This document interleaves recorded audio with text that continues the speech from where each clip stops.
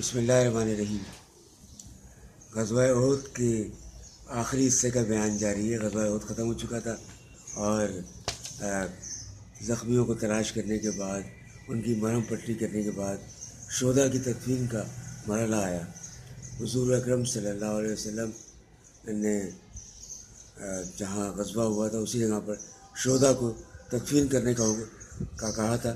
بعض صحابہ کرام اپنے شہداء کو مدینہ لے گئے تھے، چنانچہ رسول اللہ صلی اللہ علیہ وسلم نے حکم دیا کہ اپنے شہداء کو واپس لا کر شہادت گاہ میں دفن کریں۔ شہیدوں کو غسل دیے بغیر سپرد خاک کرنے کا حکم تھا۔